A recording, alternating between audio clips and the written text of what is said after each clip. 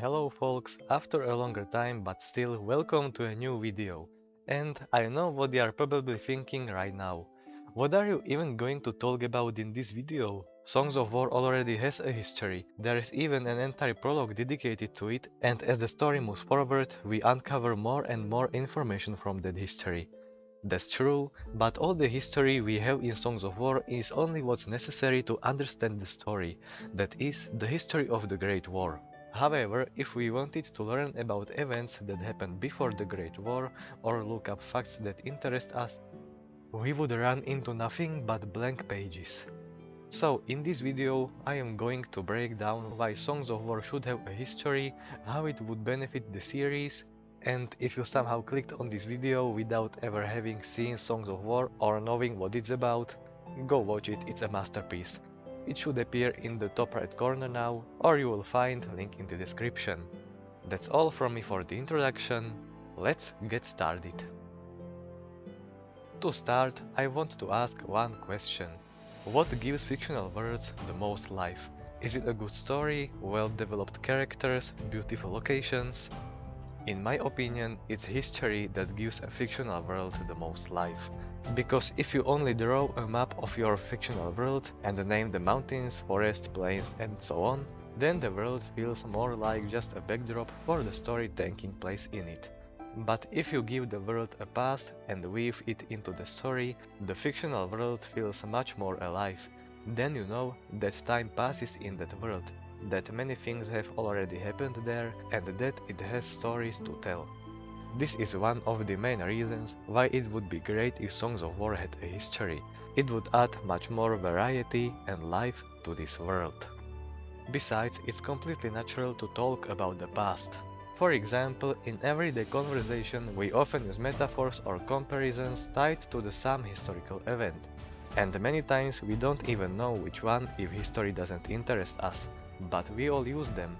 Who among us, for instance, hasn't heard Keith's famous quote, "The die is cast."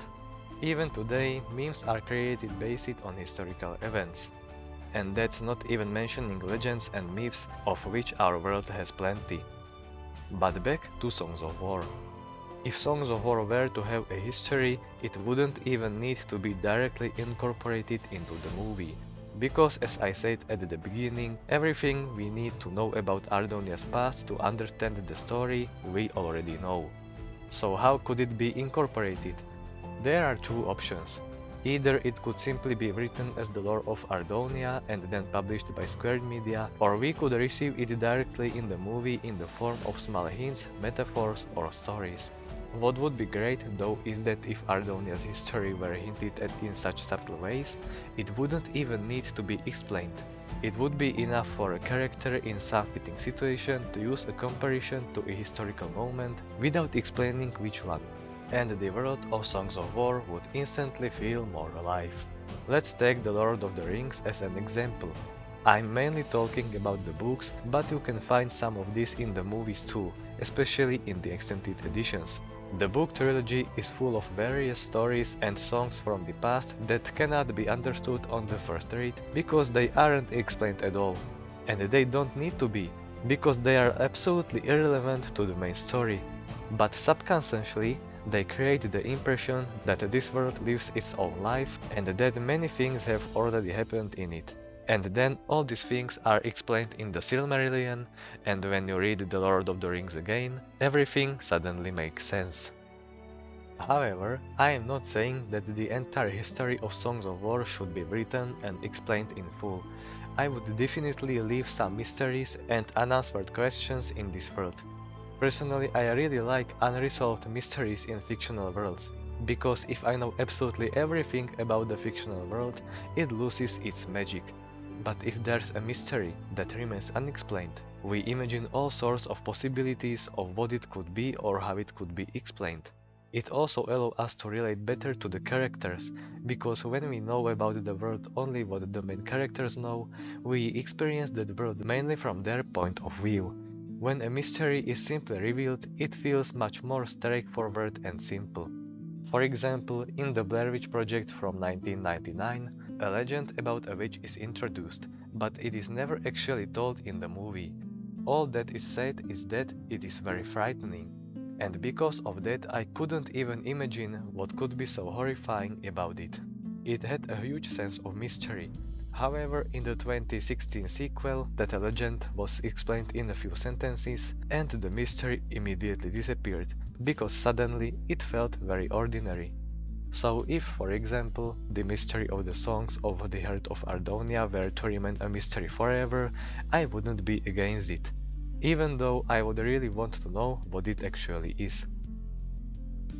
The second reason why Songs of War deserves to have a history is to resolve questions that viewers may ask while watching the movie. I personally have asked myself many times, what are the songs? How did they originate? Why can only the Ardoni use them? What is the Heart of Ardonia? Why are Thalius and Gallius literally named after the metals? I believe I'm not the only one who has asked questions like these. Besides that, there's another important point. In Songs of War we have 6 kingdoms and 5 races.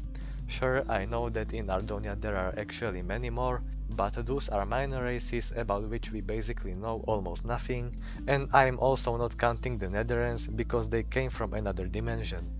So we have 6 kingdoms and 5 races, and we have some outlined relationships between them and some basic characteristics.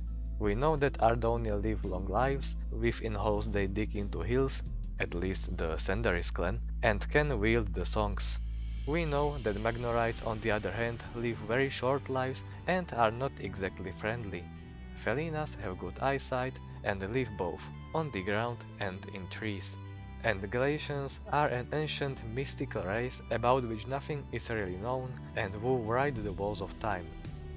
So we have some basic characteristics of the different races outlined, but for me as a huge fan of the series, that's simply not enough. I want to know more about their culture, how they live and so on. For example, I am very interested in how the Ardoni clans were formed, whether there are any significant differences between them besides the color of their markings, and why it's so terrible to be clanless.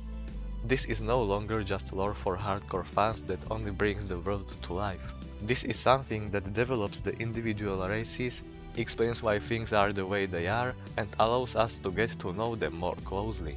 Because the better we know the customs of each race, the better we can predict how they will likely behave, and the easier it becomes to spot someone who doesn't belong. This is something that would fit very well directly into the story of Songs of War, since each race plays some role there. On the other hand, I agree that everything we need to know about these races to understand the story and to know who they are, we already know. Again, this would be only supplementary information that could simply be written into the lore without being incorporated into the movies, but it would improve the movie in more than just an aesthetic way. What's great about creating this type of lore is that it can be done at any time, because as I've said multiple times in this video, it's completely irrelevant to the movie's plot. So even though Songs of War is already 6 years old, the story would remain untouched and no unnecessary plot holes would be created. And now I'm getting to what I wanted to talk about at the beginning, but saved for the end. In my opinion, Ardonia already has a history. It may not be created by the creators, but it definitely exists. I'm specifically talking about the Walls of Time. This is the very original way of recording history in a fantasy world. Setting aside the fact that they're located in the northernmost middle of nowhere, where almost no one except a few adventurers will ever read them. The Walls of Time record the most significant historical events that happened in Ardonia. It gives that place a sense of a mystery and the past. And the wall that describes the events of the Great War is the 11th one. So that means we have 10 walls of time that tell of major events that happened long before the Great War. I assume that the 10th wall of time tells of the rebellion against the Enderites and the subsequent division of the world into 6 kingdoms. If we were to receive the contents of the other walls of time from Squared Media, whether in a brief or detailed form, it would be absolutely amazing. On the other hand, I also understand why Songs of War doesn't have a complex, fully developed history. Even though I consider this series to be the absolute peak of this channel and the peak of Minecraft cinematography in general, I know what I'm talking about. I've seen a lot of Minecraft movies and series. It's clear that Squared Media can't focus only on this project. It has always been a YouTube channel that creates Minecraft animations of various genres and styles, and fortunately, that's still the case. Focusing on only one project, which unfortunately didn't become that popular, just to create lore that only hardcore fans would read anyway, simply isn't worth it. However, now we are in a period of a big return for Songs of War. This year we are getting a spin-off series about the Great War, which I am really looking forward to, and hopefully in the future we'll get season 2 and 3 with an improved and rewritten script. If Songs of War is successful again and manages to shine once more, there's a small chance that some broader lore could be written and published. Besides that, there's one more simple and straightforward reason why Songs of War should have a history. Because the YouTubers would immediately study it and have tons of content to make videos about. Can I even consider myself as a YouTuber? Either way, I really appreciate all of your support and I am glad you enjoy my videos. Thank you. And now we are at the end of the video. What's your opinion? Do you think Songs of War should have a history? Do you have any reasons of your own that I didn't mention in the video? Write your opinion in the comments if you want, that's what comments are for, and I'd be happy to discuss it with you. In any case, thank you for watching the video, I hope you enjoyed it, and yep, see you next time.